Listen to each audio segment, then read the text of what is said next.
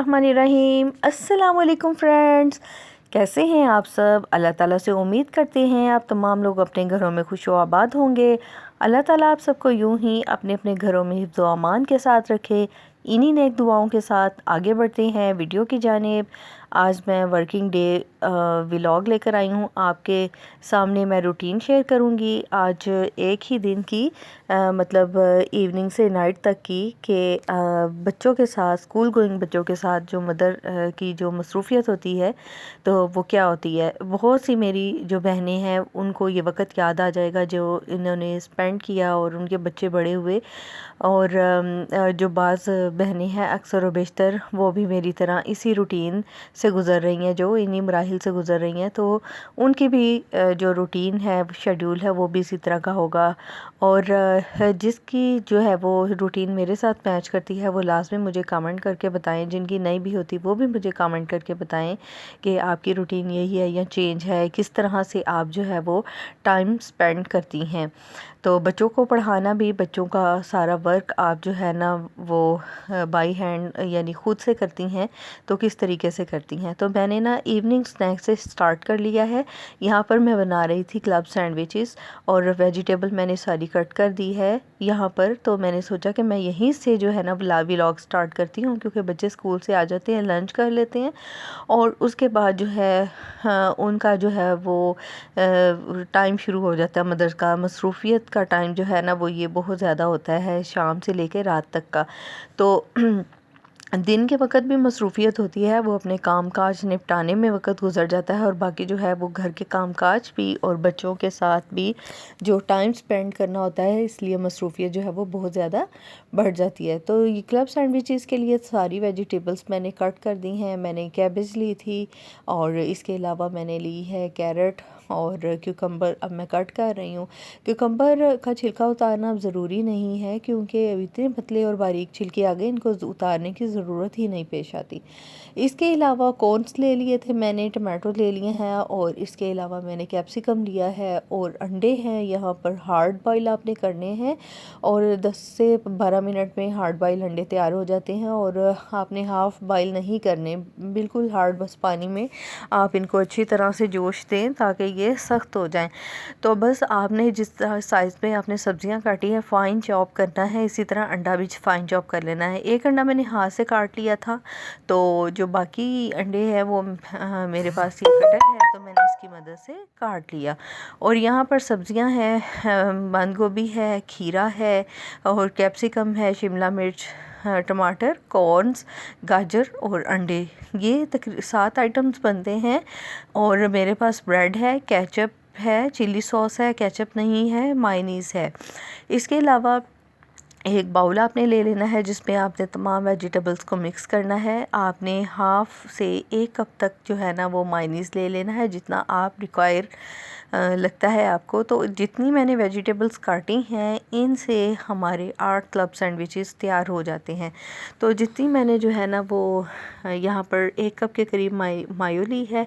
और अगर आपके पास फ्रेश क्रीम है आप वो भी इसमें ऐड कर सकते हैं, तो उससे इसका टेक्सचर और ज़्यादा क्रीमी हो जाता है और मज़ेदार हो जाता है। और यहाँ पर मैंने डाल दी है ये चिली सॉस। और अगर केचप है आपके पास तो आप वो भी ऐड कर सकते हैं, लेकिन थोड़ी मिकदार में करें, क्योंकि हमें जो है इसका क्रीमी सा टेक्सचर चाहिए। और इसके अलावा जो लोग चीज़ पसंद करते हैं ठंडी, तो वो भी इसमें ऐड कर सकते हैं, लेकिन मुझे ठंडी चीज़ पसंद नहीं है, इसलिए मैंने इसको कद्दूकश करके नहीं डाला। मैंने सिर्फ वेजिटेबल्स ही डाली हैं और 7 अंडे डाले हैं। मुख्तलिफ़ तरीक़ों से क्लब सैंडविचेस तैयार होते हैं। मैंने आपके साथ अपना तरीका शेयर किया है, आप भी इसे फॉलो करें। बहुत ही मज़ेदार और यम्मी क्लब सैंडविचेस तैयार होते हैं, बच्चे और बड़े सब शौक़ से खाते हैं। मेरे घर में तो अल्हम्दुलिल्लाह सब बहुत शौक़ से क्लब सैंडविचेस जो है वो बच्चों ने भी शौक़ से खाए थे और बड़ों ने भी। और मैंने इनको गेस्ट्स को भी सर्व किया था और उन्हें भी पसंद आए थे। तो यहाँ पर बस हमारा मिक्सचर जो है वो तैयार हो गया है। अब हमने क्या करना है कि स्लाइसेस ले लेने हैं और स्लाइसेस के ऊपर आपने मायोनीज़ जो है ना वो लगाते जाना है।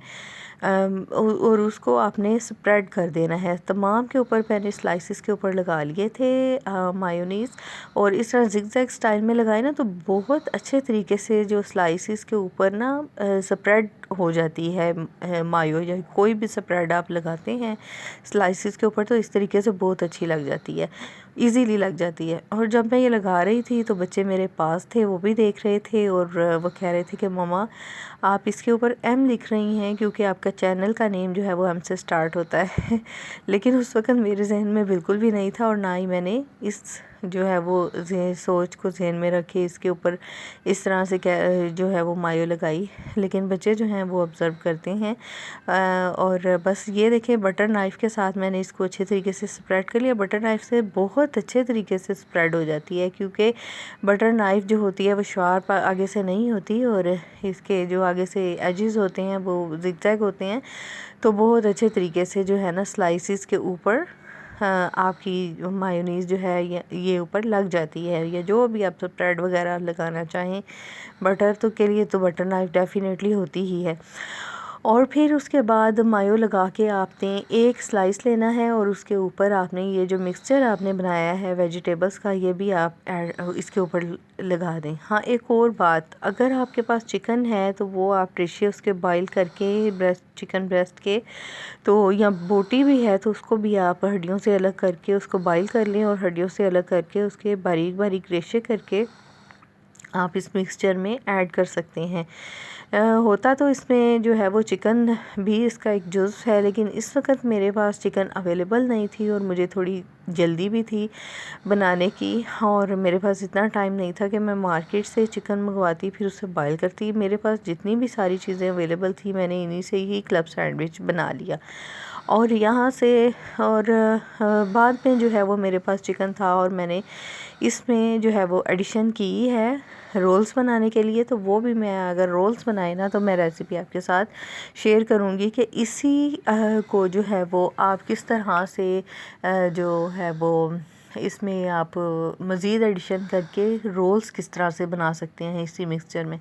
और इसके अलावा इसमें मैंने थोड़ी सी ब्लैक पेपर और साल्ट भी डाला था इस मिक्सचर में, तो आप भी इसमें डाल सकते हैं। ज़्यादा मिक़दार में ना डालें क्योंकि फिर अगर ये मिर्ची ज़्यादा लगेगी तो वो फिर बच्चे जो है ना वो नहीं खाएंगे। तो अकॉर्डिंगली आप इसमें साल्ट और पेपर जो सीजनिंग है इसकी बच्चों के मुताबिक ही रखें। और इसके अलावा तीसरा स्लाइस 2 स्लाइस के ऊपर हमने लगा देना है और तीसरे स्लाइस के जो है वो हम ऊपर इसको रख देंगे। उसको ऑलरेडी हमने मायोनीज़ लगाई हुई है, जो सेकंड स्लाइस है उसके ऊपर भी मायोनीज़ लगाकर तो हम इसके ऊपर भी इसी तरह स्प्रेड को फैला लेंगे। तो ये अल्हम्दुलिल्लाह हमारे यहाँ पर स्लाइसेस तैयार हो गए हैं। ये तकरीबन कितनी ब्रेड इस्तेमाल हुई है 3 4 5 6 7 8 9 10 11 12 स्लाइसेस यूज़ हुए हैं और इनके हमारे जो है ना वो 8 स्लाइस तैयार हो जाएंगे। सारे स्लाइसेस मैंने पहले बना लिए थे, एक मैंने जो है वो आप लोगों के लिए रख दिया कि इसकी कटिंग जो है वो किस तरह से करनी है। बड़ी नाइफ़ के साथ कोशिश करें इसकी कटिंग करने की। एजेस हमने काट देने हैं। अगर तो आप अपने लिए ख़ुद खा रहे हैं तो बेशक फिर एजेस आप ना काटें, और अगर आपने इसकी सर्विंग रखनी है तो आप एजेस काट लें। और सर्विंग आप कोशिश करें कि अच्छे तरीके से करें, चाहे आपका खाना जितना भी सिंपल हो, लेकिन अगर आपकी सर्विंग अच्छी होगी तो सर्विंग ही मैटर करती है। और ज़रूरी नहीं कि बहुत ही महंगे बर्तनों में आप सर्विंग करें। आप मार्केट जाएं तो बहुत ही मुनासिब कीमत पे आपको बर्तन मिल जाते हैं सर्विंग के लिए, आप ख़रीदें और उसमें अच्छे तरीके से जो है वो सर्विंग करें। इससे मेहमान भी खुश हो जाता है और अपना भी दिल खुश हो जाता है देखे कि आपने बिल्कुल बहुत अच्छे तरीके से चीज़ को रिप्रेजेंट किया है। तो यहाँ पर मैं आपको स्लाइस दिखा रही हूँ, देखें दोनों खोल के कि कितनी अच्छी सी फीलिंग आई हुई है इसमें। और काटते हुए थोड़े थोड़े से ना मुझसे किनारे डैमेज हो रहे थे, लेकिन अल्हम्दुलिल्लाह जब मैंने इसको डिश में लगाया तो ये बिल्कुल नीट एंड क्लीन जो है वो डिश में लगे हैं। तो ये मैंने इस तरह की तरीके से सर्विंग की थी। आप चाहे तो सलाद पत्ता लगाकर भी सर्विंग कर सकते हैं, बहुत प्यारे लगते हैं उससे भी। मेरे पास अवेलेबल नहीं था तो मैंने जो है वो सलाद पत्ता नहीं लगाया। तो सर्विंग जो है वो ज़रूर अच्छे तरीके से करनी चाहिए जब भी किसी को करें। उसके बाद जनाब बारी आ गई बच्चों के कपड़ों की। बच्चों के कपड़े जो यूनिफॉर्म्स हैं वो मैं डेली वॉश करती हूँ, उनकी वॉशिंग के बगैर गुजारा ही नहीं है। और जैसे ही बच्चे आते हैं तो बच्चों के जो है ना वो कपड़े सबसे पहले मैंने उनके वॉश करने होते हैं। तो ये स्नैक टाइम था, थोड़े से जो है वो ये सैंडविच के बाद जो है वो बच्चों के मैंने कपड़े वॉश कर लिए। और उसके बाद इनको 10 से 15 मिनट के लिए मैंने हवा में फैला देना है ताकि ये खुश्क हो जाए, और फिर मैंने नाइट टाइम ही इनको प्रेस कर देना है ताकि मुझे सुबह जो है वो अफरा तफरी में ये वाली टेंशन ना हो कि अभी कपड़े भी प्रेस होने वाले रहते हैं। वॉशिंग मशीन अल्हम्दुलिल्लाह बहुत फ्रेंडली है, बेस्ट फ्रेंड है मेरी ये वॉशिंग मशीन। बेस्ट फ्रेंड वही है जो आपको ज़रूरत के वक्त काम आए, तो बाकी ये मुझे ज़रूरत के वक्त बहुत अच्छा काम देती है अल्हम्दुलिल्लाह। मैं इससे फुली सेटिस्फाइड हूँ। और इसके अलावा ये इसकी क्वालिटी है कि कॉलर्स और कफ्स बच्चे इतनी गंदे करके आते हैं तो वो मुझे अलग से रब नहीं करनी पड़ती, वॉशिंग मशीन में ही बहुत अच्छी सी साफ़ हो जाती हैं। और इसके अलावा ये जो वूल की ट्राउज़र्स वगैरह हैं ये थोड़ा सा टाइम लेते हैं खुश्क होने में हवा में, यानी अगर 20 से 25 मिनट में आपके कपड़े ड्राई हो जाते हैं तो उनमें हल्की सी नमी रहती है, लेकिन जैसे ही मैं उनको प्रेस करती हूँ तो वो भी बिल्कुल जो है ना ड्राई हो जाते हैं, बिल्कुल ड्राई। एक होता है ना कि हल्की सी नमी है, तो हल्की हल्की सी नमी बिल्कुल भी नहीं रहती, बहुत अच्छे से ड्राई हो जाते हैं। तो बच्चों के कपड़े वगैरह जो है वो मैं साथ के साथ ही यूनिफॉर्म प्रेस कर देती हूँ। तो बस बच्चों के डाल दिए। देखें अभी ये असर का टाइम है और यहाँ पर कपड़े फैला दिए हैं, बस इन्होंने थोड़ी देर तक बच्चों का ड्राई हो जाना है, तैयारी जो है वो शुरू तो कर दी। इसके बाद और साथ डिनर बच्चों भी के असर टाइम जो है वो मैंने यहाँ इनके पर कपड़े धोकर डाल दिए थे। और ये डिनर के साथ ये बच्चों के लिए आया था जनाब डोनट्स, बच्चे बहुत शौक़ से खाते हैं। और ये है किचन कुज़ाइन से, और ज़बरदस्त किस्म के ये डोनट्स हैं, बहुत ही शौक़ के साथ खाते हैं बच्चे। और बहुत मज़े के थे ये, इनमें कस्टर्ड वर्क की फीलिंग थी। और ये बच्चों के लंच बॉक्स जो है वो मैंने तैयार कर दिए। और बच्चे जो है वो बहुत कभी कभी मैं इनको बेकिंग आइटम्स देती हूँ, रोज़ाना मैंने इनको कभी भी बेकिंग आइटम्स नहीं दिए, होममेड ही लंच इनको देती हूँ। लेकिन कभी कभी जो है वो इनके लिए जो है वो मार्केट से परचेज़ करके भी जो है वो इनको लंच दे दिया जाता है।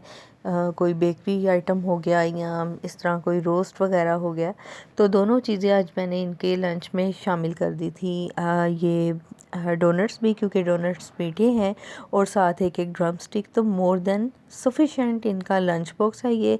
और बच्चे क्योंकि स्कूल इनका नज़दीक है और घर जल्दी आ जाते हैं, आकर लंच भी करना होता है, तो ये बच्चों के लिए स्नैक्स एक किस्म का जो है वो लंच बॉक्स में इनके होता है। तो डिनर में जो है वो रोस्ट आ गया। रोस्ट मुझे बहुत पसंद है, तो ये मियाँ साहिब मेरे लिए जो है ना वो ले आते होते हैं, तो मैं बहुत शौक़ से खाती हूँ। फिर मेरे साथ बाकी सब लोग भी खा ही रहे होते हैं। और दही की चटनी मुझे बहुत अच्छी लगती है, केचप तो मुझे बिल्कुल भी पसंद नहीं है। और मेरा बस चले तो मैं पिज़्ज़ा के साथ भी जो है वो दही ही खा रही हूँ, दही की चटनी। केचप मुझे बिल्कुल भी अच्छी नहीं लगती, बहुत कम होता है, रेयर चांसेस होते हैं कि मैं किसी चीज़ के साथ थोड़ी सी केचप लगा के खाऊं। अदरवाइज़ मुझे ऐसे लगता है जैसे चीज़ का टेस्ट ही जो है ना वो इन्हेंस हो जाता है केचप के साथ, तो बिल्कुल भी बस सिर्फ केचप का ही टेस्ट आ रहा होता है। तो साथ चपातियाँ भी जो है वो बाज़ार से ही आ गई थी। और मेरी मौज हो गई, मुझे घर में जो है वो डिनर रेडी नहीं करना पड़ा।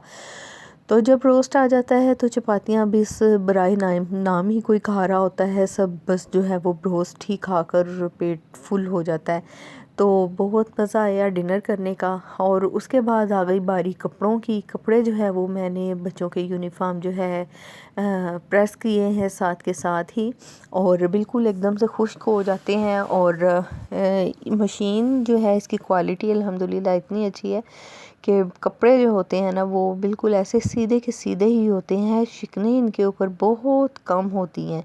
और वैसे भी इसमें मैं सॉफ्टनर यूज़ करती हूँ तो जो थोड़ी बहुत शिकने कपड़ों पर होती हैं वो भी निकल जाती हैं। वैसे तो कपड़ों के ऊपर शिकन होती ही नहीं है, जिस तरह हमारी दूसरी मैनुअल मशीन्स में अगर आप स्पिनर से निकालते थे तो वो कपड़े वटो वट हुए होते थे। इसमें ऐसा बिल्कुल भी नहीं है, तो कपड़े सीधे के सीधे बाहर आ जाते हैं। तो बहुत ही मज़ा आता है इन कपड़ों को धोने का। डेली हालांकि वाश होती हैं और अल्हम्दुलिल्लाह बच्चों की यूनिफ़ॉर्म नए के नए हैं।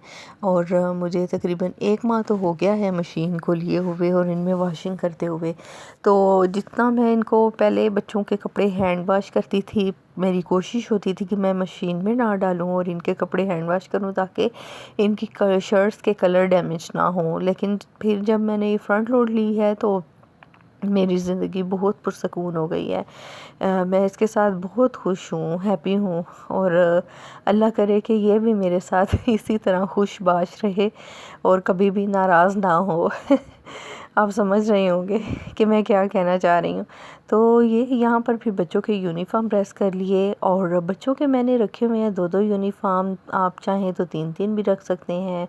बेटे के 3 यूनिफ़ॉर्म है। लास्ट जो इसका सेशन था एंड में बिल्कुल मैंने यूनिफ़ॉर्म जो लिया था वो भी इसका चल रहा है अभी भी और इसको पूरा है। और बेटे को और बेटी बस अभी मैंने जो थे वो 2 न्यू सेशन जब स्टार्ट हुआ था 2-2 यूनिफ़ॉर्म इनके ले लिए थे मैंने, तो वो मोर देन सफिशेंट है क्योंकि डेली वॉशिंग होती है तो इतने काफ़ी हैं। और डेली ही चेंज करती हूँ पैंट्स और कभी भी मैंने ऐसा नहीं किया कि मैं इनको गंदे कपड़े पहना कर भेज दूँ। अल्लाह ना करे कि मैं कभी भेजूँ। और डेली मुझे चमकते दमकते यूनिफ़ॉर्म, साफ़ सुथरे बैग्स और लंच बॉक्सेस और बॉटल्स, स्पेशली उनकी जो स्ट्रिप्स होती हैं वो मैंने देखा है बच्चों की बहुत गंदी होती हैं। पता नहीं कि ख़वातीन जो है वो इस चीज़ का ध्यान क्यों नहीं रखती कि वो स्ट्रिप्स को अलग करके उनको वॉश करें अच्छी तरह से।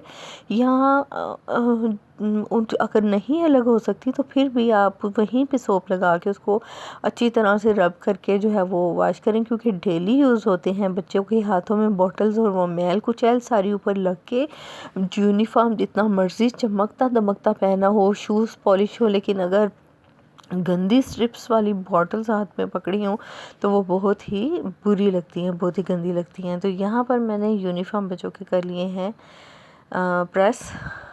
और इस तरह से मैं इनको हैंगर में हैंग कर देती हूँ। और कभी भी ऐसा नहीं हुआ कि मैं बच्चों के जो है वो कपड़े हैंग किए हों और सॉक्स कहीं पड़ी हैं, टाइट्स कहीं पड़ी हैं, तो इससे मैं बेफ़िक्र हो जाती हूँ बच्चों के यूनिफ़ॉर्म इस तरीके से हैंग करके। और इस उन्होंने कभी भी मुझे सुबह के टाइम नहीं पूछा कि हम मामा हमारे यूनिफ़ॉर्म कहाँ हैं, तो वो बस अपना हैंगर उठाते हैं और यूनिफ़ॉर्म चेंज कर लेते हैं। अल्हम्दुलिल्लाह इतने बड़े हो गए हैं कि ये अब अपना यूनिफ़ॉर्म वगैरह ख़ुद पहन लेते हैं और बात वगैरह भी बच्चे ख़ुद ही लेके रेडी हो जाते हैं। और बस ये मेरा काम रिस्पॉन्सिबिलिटी है कि मैं इनके बच्चों के यूनिफ़ॉर्म जो है वो अच्छे तरीके से हैंग कर देती हूँ। और एक और मैं आपको टिप देती चलूँ कि आप कोशिश करें कि जो बच्चों के यूनिफ़ॉर्म्स हैं वो आप अलमारी में वार्डरोब में आप ना रखें, क्योंकि बाकी कपड़े भी वहाँ पर होते हैं। तो बच्चों को जो फ़्रेश लुक होती है एक यूनिफ़ॉर्म की वो ख़त्म हो जाती है अलमारी में दूसरे कपड़ों के साथ। तो मैंने अलग से बाहर अलमारी के बाहर एक हैंगर जो है वो लगवाया हुआ है और सिर्फ वहाँ पर बच्चों के यूनिफ़ॉर्म होते हैं, उनके लिए कैरी करना भी वहाँ से ईज़ी हो जाता है। तो उसके बाद बारी आ जाती है बच्चों के शूज़ की। किस तरह से शूज़ जो है वो भी मैं कोशिश करती हूँ कि रात के वक्त ही पॉलिश करके रख दूँ, तो वो बहुत आसानी रहती है। वेट वाइप्स के साथ या किसी भी नरम कपड़े के साथ पहले शूज़ को कि ऊपर से मिट्टी जो है वो उतार देनी चाहिए। मैंने कभी भी ऐसा नहीं किया कि डायरेक्टली बच्चों के शूज़ जो हैं वो मैं पॉलिश करना शुरू कर दूं ब्लैक पॉलिश ऊपर लगा के। तो इससे बच्चों के शूज़ के ऊपर जो यूनिफ़ॉर्म शूज़ हैं उनके ऊपर शाइन ही नहीं आती, तो फिर कोई फ़ायदा ही नहीं है उनको पॉलिश करने का। तो पहले जो है वो कपड़े से अच्छी तरह से मैं साफ़ कर लेती हूँ। वेट वाइप से मैं यहाँ पर साफ़ कर रही हूँ और अंदर बाहर से बहुत अच्छे तरीके से मैं शूज़ जो है वो साफ़ कर देती हूँ। उसके बाद ब्रश लेकर मैं इनको पॉलिश करती हूँ। आप एक दफ़ा हल्की ही हाथों से पॉलिश लगा कर छोड़ दें और उसके बाद फिर जो है वो दोबारा पॉलिश करें तो इससे जूतों में बड़ी शाइन सी आ जाती है। और कभी भी ऐसा नहीं हुआ कि मैं बग़ैर पॉलिश किए बच्चों को स्कूल भेजूँ। नो, मेरे लिए तो ये पॉसिबल ही नहीं है। और बच्चों के मैं देखती हूँ कि शूज़ जो है वो बाज़ बच्चों के पॉलिश नहीं हुए होते, तो इस तरह तो मेरा दिल ही नहीं मानता कि मैं अपने बच्चों को इस तरीके से स्कूल भेजूँ, गंदे शूज़ में या गंदे यूनिफॉर्म में या गंदी स्ट्रिप्स वाली बॉटल्स या गंदे लंच बॉक्सेस के साथ।